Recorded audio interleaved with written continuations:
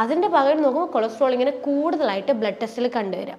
അപ്പോൾ ചിലർ ഈ ബ്ലഡ് ടെസ്റ്റ് കണ്ട് ഭയന്ന് അങ്ങനെ ക്ലിനിക്കിൽ വന്നിട്ട് കുറേയധികം സംശയങ്ങൾ ചോദിച്ചിട്ടുണ്ട്. അതിൽ മെയിനായിട്ട് ചോദിക്കുന്ന ഒരു കാര്യമാണ്, നമുക്ക് ഈ കൊളസ്ട്രോൾ മരുന്നില്ലാണ്ട് എങ്ങനെയെങ്കിലും ഫുഡൊക്കെ ശ്രദ്ധിച്ച് നമുക്ക് കൺട്രോൾ ചെയ്ത് കൊണ്ടുവരാൻ പറ്റുമോ, അല്ലെങ്കിൽ ഈ മരുന്ന് കഴിച്ചിട്ടില്ലെങ്കിൽ ഇനി ഭാവിയിൽ സ്ട്രോക്ക്, ഹൃദ്രോഗങ്ങൾ, അങ്ങനെയുള്ള കോംപ്ലിക്കേറ്റഡ് ആയിട്ടുള്ള പ്രശ്നങ്ങൾ ഇനി എന്തെങ്കിലും വരുമോ?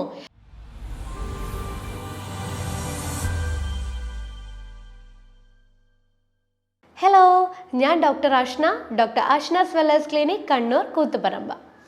എൻ്റെ ക്ലിനിക്കിൽ ഞാൻ കുറേയധികം പേഷ്യൻസിൽ കൊളസ്ട്രോൾ കൂടുതലായിട്ട് കണ്ടുവന്നിട്ടുണ്ട്.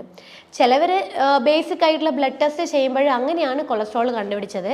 ചിലവർക്കാണെങ്കിൽ ചില ശരീരത്തിൻ്റെ സൂചനകൾ സംശയിച്ചിട്ട് പോയി കൊളസ്ട്രോൾ ചെക്ക് ചെയ്യുമ്പം അങ്ങനെ കണ്ടുപിടിച്ച കൊളസ്ട്രോൾ ലെവലും.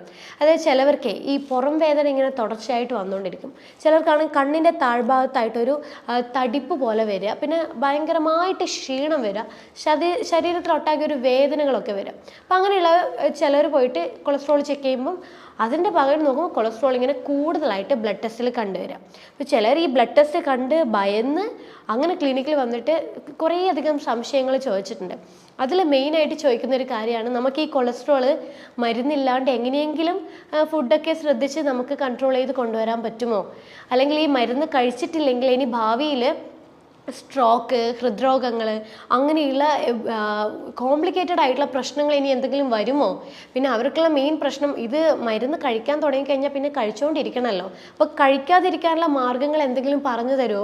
ഇങ്ങനെയുള്ള കാര്യങ്ങളാണ് കുറേ പേഷ്യൻസ് എന്നോട് ചോദിച്ചിട്ടുണ്ടായിരുന്നത്.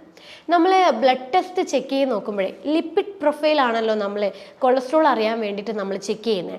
അതിൽ നമ്മൾ കാണും total cholesterol, triglyceride, HDL, LDL, VLDL, ഇങ്ങനെ ഓരോ ടൈപ്പ് കൊളസ്ട്രോളിൻ്റെ മെഷർമെൻറ്റ്, അളവിനെയാണ് അതിൽ കാണിച്ചു തരാം.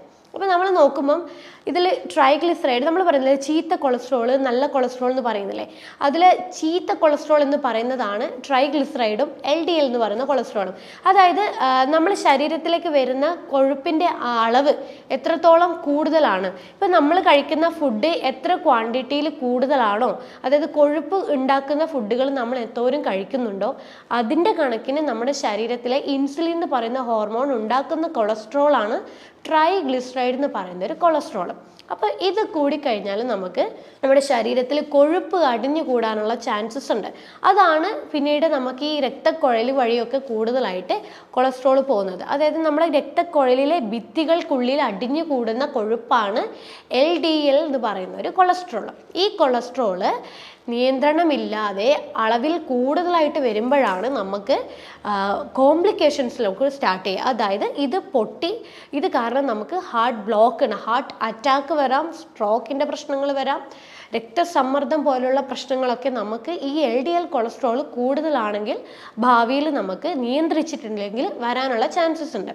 അപ്പോൾ ഈ LDL എന്ന് പറയുന്ന ഒരു കൊളസ്ട്രോൾ നമ്മൾ എങ്ങനെ നമുക്കിത്, എന്തുകൊണ്ടാണ് നമുക്ക് LDL എന്ന് പറയുന്ന ഒരു കൊളസ്ട്രോൾ കൂടുന്നത്? നമ്മളുടെ LDL നിയന്ത്രിക്കുന്ന ഒരു കൊളസ്ട്രോളാണ് നല്ല കൊളസ്ട്രോൾ എന്ന് പറയുന്ന ഒരു HDL എന്ന് പറയുന്ന കൊളസ്ട്രോൾ. അപ്പോൾ ഈ HDL നമ്മൾ ബ്ലഡ് ടെസ്റ്റിൽ നോക്കുമ്പം ചിലർക്ക് 45 താഴോട്ടായിരിക്കും, 40 താഴോട്ടൊക്കെ ആയിരിക്കും. ശരിക്കും നമുക്ക് HDL നമുക്ക് കൂടുതലായിട്ട് വേണം നമ്മുടെ ശരീരത്തിൽ. HDL കൂടുതലായിട്ടുണ്ടെങ്കിൽ മാത്രമേ, അതായത് 40 മുകളിലോട്ട് വന്നു കഴിഞ്ഞാൽ മാത്രമേ നമ്മൾ ബ്ലഡ് ടെസ്റ്റിൽ കാണുന്നുള്ളൂ, അതിൻ്റെ റേഞ്ച് നമുക്ക് കാണാമല്ലോ. അപ്പോൾ 40 മുകളിലോട്ട് വരുന്ന HDL ആണ് ശരീരത്തിന് ആവശ്യമുള്ളത്. അപ്പോൾ കൂടുതലായിട്ട് HDL ശരീരത്തിൽ ഉണ്ടെങ്കിൽ നമുക്ക് LDL എന്ന് പറയുന്ന ഒരു കൊളസ്ട്രോളിനെ നിയന്ത്രിക്കാൻ പറ്റും. പക്ഷേ HDL കുറവാണ്, LDL കൂടുതലാണെങ്കിലാണ് നമുക്ക് കോംപ്ലിക്കേഷൻസ് കുറച്ച് കഴിഞ്ഞ് കഴിഞ്ഞാൽ സ്റ്റാർട്ട് ചെയ്യുന്നത്. അപ്പോൾ LDL എന്തുകൊണ്ടാണ് നമ്മുടെ ശരീരത്തിൽ ഇങ്ങനെ കൂടി വരുന്നത്? ഈ കൊളസ്ട്രോൾ എന്ന് പറയുന്നതിൻ്റെ മെയിൻ കാര്യം നമ്മുടെ ജീവിതശൈലിയിൽ ഉണ്ടാകുന്ന മാറ്റങ്ങളാണ്. അതായത് നമ്മുടെ ഭക്ഷണ ക്രമീകരണത്തിൽ ഉണ്ടാകുന്ന എന്തെങ്കിലും ഒരു മാറ്റങ്ങൾ, അല്ലെങ്കിൽ നമ്മൾ കൃത്യമായി വ്യായാമം ചെയ്യാതിരിക്കുക, അങ്ങനെയുള്ള ചില കാര്യങ്ങൾ കൊണ്ട് നമുക്ക് കൊളസ്ട്രോൾ കൂടാനുള്ള ചാൻസസ് ഉണ്ട്. അപ്പോൾ നമ്മൾ ഈ ഭക്ഷണത്തിൻ്റെ അകത്ത് ഈ സാച്ചുറേറ്റഡ് ആയിട്ടുള്ള ഫാറ്റ് അടങ്ങിയ ഫുഡുകൾ, അതായത് ഈ പാം ഓയിൽ, സൺഫ്ലവർ ഓയിൽ, ഇങ്ങനെയുള്ള ഓയിൽസ് നമ്മൾ കൂടുതൽ യൂസ് ചെയ്യുന്നവരാണെങ്കിൽ അവരുടെ ശരീരത്തിൽ സാച്ചുറേറ്റഡ് ആയിട്ടുള്ള ഫാറ്റ് കൂടുതലായിട്ട് വരും. അതുപോലെ ഈ ജങ്ക് ഫുഡ്സ്, ഓയിലി എണ്ണയിൽ വറുത്ത് പൊരിച്ച ഭക്ഷണങ്ങൾ, ഇങ്ങനെയുള്ള ഭക്ഷണങ്ങൾ കഴിക്കുമ്പോഴാണ് ശരീരത്തിലേക്ക് സാച്ചുറേറ്റഡ് ആയിട്ടുള്ള ഫാറ്റ് കൂടുതലായിട്ട് വരിക. ഇത് നമുക്ക് LDL എന്ന് പറയുന്ന ഒരു കൊളസ്ട്രോൾ കൂടാനുള്ള ചാൻസസ് ഉണ്ട്. അതുപോലെ നമ്മൾ മദ്യപിക്കുന്ന ഒരു വ്യക്തിയാണെങ്കിൽ നമുക്ക് LDL എന്ന് പറയുന്ന ഒരു കൊളസ്ട്രോൾ കൂടാം. അതുപോലെ നമുക്ക് വ്യായാമമൊന്നുമില്ല, ഇപ്പം നമ്മൾ ദിവസവും 3 നേരം കലോറി അടങ്ങിയ അല്ലെങ്കിൽ അന്നജം കൂടുതലായിട്ടുള്ള ഭക്ഷണങ്ങൾ കഴിച്ചു കഴിഞ്ഞാൽ അതെന്ത് ചെയ്യും? നമ്മുടെ ശരീരം അത് എനർജി ആക്കിയിട്ടാണ് മാറ്റുക. അപ്പോൾ നമുക്ക് കൃത്യമായിട്ട് വ്യായാമം ഇല്ലാതിരിക്കുമ്പോൾ നമ്മുടെ ശരീരത്തിൽ ഈ നമ്മൾ അന്നജം വഴി ഉള്ളിലേക്ക് എത്തിയ ഗ്ലൂക്കോസ് അത് ഉപയോഗിക്കാതെ, എനർജിയാക്കി മാറ്റി ഉപയോഗിക്കാതെ വരുമ്പോഴത് ഫാറ്റായിട്ട് അടിഞ്ഞുകൂടും. അപ്പോൾ നമുക്ക് എന്തുണ്ടാവാം? നമുക്ക് ഈ രക്തക്കുഴൽ വഴിയൊക്കെ ഈ ഫാറ്റ് പോകാനുള്ള ചാൻസസ് ഉണ്ട്. അത് കാരണം നമുക്ക് LDL കൂടാം. LDL കാരണം നമുക്ക് ഭാവിയിൽ ഇതുപോലെയുള്ള ഹൃദ്രോഗങ്ങൾ വരാനുള്ള ചാൻസസും ഉണ്ട്. അതുപോലെ നമുക്ക് ചില മരുന്നുകളുടെ ഉപയോഗം കൊണ്ട് നമുക്ക് കൊളസ്ട്രോളിൻ്റെ അളവ് കൂടാം. ചിലവർ ഈ BP-യുടെ മരുന്ന് എടുക്കുന്നവർക്ക്, തുടർച്ചയായിട്ട് BP-യുടെ മരുന്ന് എടുക്കുന്നവർക്ക് കൊളസ്ട്രോൾ കൂടാനുള്ള ചാൻസസ് ഉണ്ട്. അതുപോലെ ചില ആരോഗ്യ പ്രശ്നങ്ങൾ കൊണ്ട്, അതായത് നമുക്ക് തൈറോയിഡിൻ്റെ പ്രശ്നങ്ങൾ കൊണ്ടോ പ്രമേഹത്തിൻ്റെ പ്രശ്നങ്ങളൊക്കെ കൊണ്ടുള്ളവർക്ക് കൊളസ്ട്രോൾ കൺട്രോൾ ഇല്ലാതെ വരാനുള്ള ചാൻസസ് ഉണ്ട്.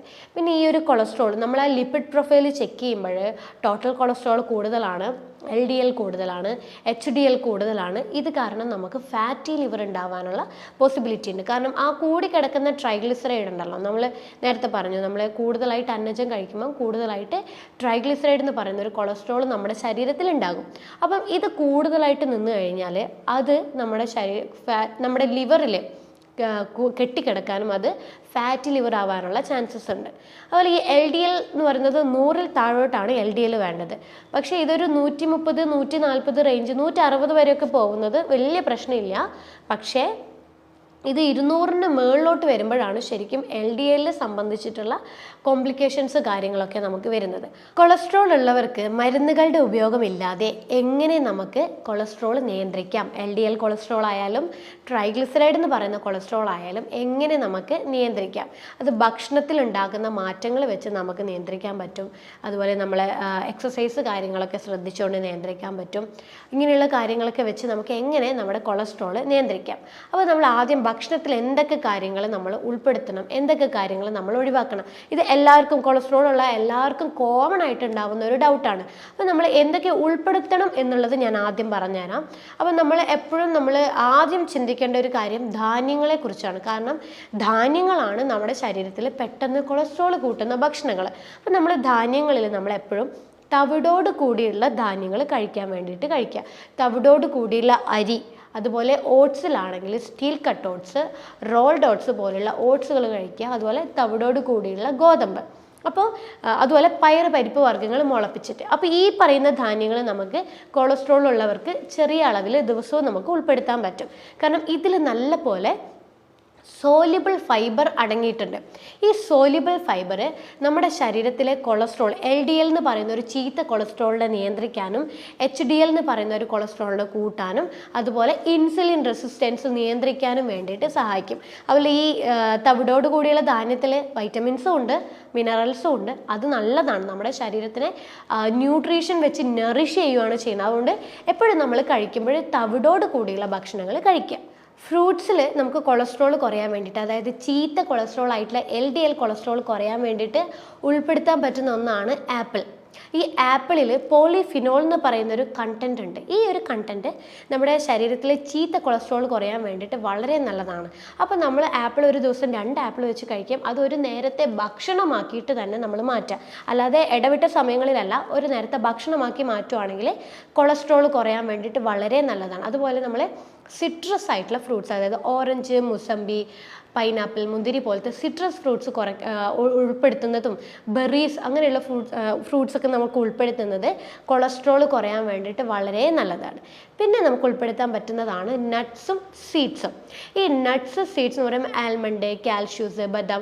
നമുക്ക് പേടിയാണ് ശരിക്കും ഈ അണ്ടിപ്പരിപ്പ് കഴിക്കാൻ പറ്റുമോ, കൊളസ്ട്രോൾ കൂടില്ലേ എന്ന് ചിന്തിക്കുന്നവരുണ്ട്. പക്ഷേ ഈ കാഷ്യൂസ്, നട്ട്സിൽ അങ്ങനെയുള്ള എല്ലാ നട്ട്സും സീഡ്സിൻ്റെ അകത്തും അടങ്ങിയിരിക്കുന്നത് മോണോ അൺസാച്ചുറേറ്റഡ് ആയിട്ടുള്ള ഫാറ്റി ആസിഡാണ്. അതായത് നല്ല ഫാറ്റാണ് ഇതിൽ അടങ്ങിയിരിക്കുന്നത്. അതേപോലെ ഒമേഗ 3 ഫാറ്റ്, ഇത് രണ്ടും നല്ല ഫാറ്റുകളാണ്. അപ്പോൾ ഇതുകൊണ്ട് തന്നെ നമുക്കിത് കഴിക്കുന്നത് കൊണ്ട് കൊളസ്ട്രോൾ കൂടില്ല, മറിച്ച് LDL കൊളസ്ട്രോൾ കുറയ്ക്കാനും HDL എന്ന് പറയുന്നൊരു നല്ല കൊളസ്ട്രോൾ കൂട്ടാനും വേണ്ടിയിട്ട് നമുക്ക് ഈ ഭക്ഷണം നമുക്ക് കൊളസ്ട്രോൾ കുറയാൻ വേണ്ടിയിട്ട് ഉൾപ്പെടുത്താം. പിന്നെ നമുക്ക് മീനുകളാണ്, അതായത് ഒമേഗ 3 അടങ്ങിയിട്ടുള്ള നല്ല ഫാറ്റ് അടങ്ങിയിട്ടുള്ള മീനുകൾ, നമ്മൾ ചെറിയ ചെറിയ മീനുകൾ, മത്തി, നത്തോലി, അങ്ങനെയുള്ള ചെറിയ ചെറിയ മീനുകളൊക്കെ നമ്മൾ ഉൾപ്പെടുത്തുന്നത് ഒമേഗ 3 ഫാറ്റി ആസിഡ് കൂടാൻ വേണ്ടിയിട്ട് വളരെ നല്ലതാണ്. പിന്നെ നമുക്ക് ഉൾപ്പെടുത്താൻ പറ്റുന്നതാണ് വെണ്ടക്ക. ഈ കൊളസ്ട്രോൾ കുറയാൻ വേണ്ടിയിട്ട് ഏറ്റവും നല്ല സപ്പോർട്ട് ചെയ്യുന്നൊരു വെജിറ്റബിളാണ് വെണ്ടക്ക. അപ്പോൾ ഈ വെണ്ടക്കയിലൊരു മ്യൂസിൻ എന്ന് പറയുന്ന ഒരു കണ്ടന്റ് ഉണ്ട്. ഈ മ്യൂസിൻ നമ്മളുടെ LDL കൊളസ്ട്രോൾ കുറയാൻ വേണ്ടി നല്ലതാണ്. അപ്പോൾ ദിവസവും നമുക്ക് വെണ്ടക്കയുടെ വറവോ അല്ലെങ്കിൽ തോരനോ ആയിട്ട് നമുക്ക് ദിവസവും കഴിക്കുന്നത് കൊളസ്ട്രോൾ കുറയാൻ വേണ്ടിയിട്ട് നല്ലതാണ്. അതുപോലെ അവക്കാഡോ, നമുക്ക് അവക്കാഡോ എന്ന് പറയുന്നത് എല്ലാവർക്കും അറിയാം, ഇതൊരു നല്ലൊരു ഫാറ്റാണ്. അപ്പോൾ ഈ നല്ല ഫാറ്റ് എന്ന് പറയുന്നത് HDL ആണ്. HDL കൂടാൻ വേണ്ടിയിട്ട് നമുക്ക് അവക്കാഡോ ഉൾപ്പെടുത്താം. HDL കൂടുമ്പോൾ LDL താനെ കുറയാൻ വേണ്ടിയിട്ട് സഹായിക്കും. പിന്നെ നമുക്ക് ഉൾപ്പെടുത്താൻ പറ്റുന്നതാണ് extra virgin olive oil. Olive oil നമുക്ക് ഒമേഗ 3 ഫാറ്റി ആസിഡ് റിച്ച് ആയിട്ടുള്ളതായതുകൊണ്ട് തന്നെ LDL കൊളസ്ട്രോൾ കുറയാൻ വേണ്ടിയിട്ട് വളരെ നല്ലതാണ്. അപ്പോൾ നമ്മൾ ഇത് കുക്ക് ചെയ്യാൻ ഉപയോഗിക്കരുത്. സാലഡിൽ നമ്മൾ 1 ടീസ്പൂണ് ഈ ഒലിവ് ഓയിൽ ഉൾപ്പെടുത്തുവാണെങ്കിൽ നമുക്ക് HDL കൂടാനും LDL കുറയാനും വേണ്ടിയിട്ട് വളരെ നല്ലതാണ്.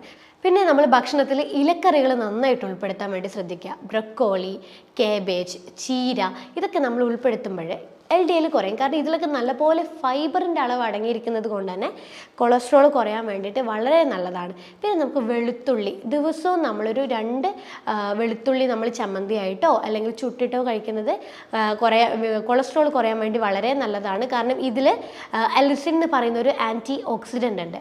ഈ ആൻറ്റി ഓക്സിഡൻ്റ് കൊളസ്ട്രോൾ കുറയാൻ വേണ്ടിയിട്ട് വളരെ നല്ലതാണ്. അപ്പോൾ ഇത്രയും ഫുഡുകൾ നമ്മൾ LDL കൊളസ്ട്രോൾ അല്ലെങ്കിൽ ചീത്ത കൊളസ്ട്രോൾ കുറയാൻ വേണ്ടിയിട്ട് നമുക്ക് ഭക്ഷണത്തിൽ ഉൾപ്പെടുത്താവുന്നതാണ്. നമ്മൾ ഒഴിവാക്കേണ്ട ഭക്ഷണങ്ങളാണ് ഈ വൈറ്റ് റൈസ് നമ്മൾ പൂർണ്ണമായിട്ട് ഒഴിവാക്കുക, പഞ്ചസാര പൂർണ്ണമായിട്ട് ഒഴിവാക്കുക, ഓയിലി ആയിട്ടുള്ള ഭക്ഷണങ്ങൾ, ജങ്ക് ഫുഡ് കാര്യങ്ങളൊക്കെ നന്നായിട്ട് ഒഴിവാക്കാൻ വേണ്ടിയിട്ട് ശ്രദ്ധിക്കുക.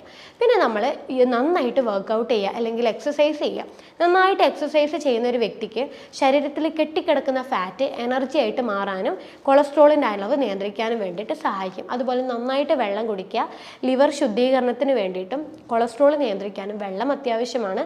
നന്നായിട്ട് വെള്ളം ഉൾപ്പെടുത്താൻ വേണ്ടിയിട്ട് ശ്രദ്ധിക്കുക. അപ്പോൾ ഇത്രയും ഭക്ഷണ കാര്യങ്ങൾ നിങ്ങൾ ശ്രദ്ധിക്കുകയാണ്, ഇത്രയും ജീവിതശൈലി നിങ്ങൾ മാറ്റങ്ങൾ വരുത്തുമ്പം തന്നെ നിങ്ങളുടെ കൊളസ്ട്രോൾ താനെ നോർമൽ ലെവലിലോട്ടേക്ക് വരാൻ തുടങ്ങും. പിന്നെ നമുക്ക് വീട്ടിൽ വെച്ചിട്ട് ഒരു ഹോം റെമഡി പോലെയായി നമുക്ക് കൊളസ്ട്രോൾ എങ്ങനെ കുറയ്ക്കാം എന്നുള്ളത് നോക്കാം. അതിന് വേണ്ടത് നമ്മൾ ഒരുവിധ ആൾക്കാർക്ക് ഇതിനെക്കുറിച്ച് അറിയാം. അതായത് നമുക്ക് വേണ്ടത് ആര്യവേപ്പിലയും മഞ്ഞളുമാണ്. അപ്പോൾ 1 തണ്ട് ആര്യവേപ്പിലയും ചെറിയൊരു കഷ്ണം മഞ്ഞൾ നമ്മൾ അരച്ച് ഒരു നെല്ലിക്ക സൈസിൽ ഉരുട്ടിയെടുത്തിട്ട് ഇത് നമ്മൾ രാവിലെയും വൈകുന്നേരവും ഭക്ഷണത്തിന് മുന്നേ ആയിട്ട് കഴിക്കുന്നത് കൊളസ്ട്രോളിൻ്റെ അളവ് നല്ലപോലെ കുറയാൻ വേണ്ടിയിട്ട് വളരെ എഫക്റ്റീവാണ്. രണ്ടാമതായിട്ട് നമുക്ക് ചെയ്യാൻ പറ്റുന്ന കാര്യമാണ് നെല്ലിക്ക.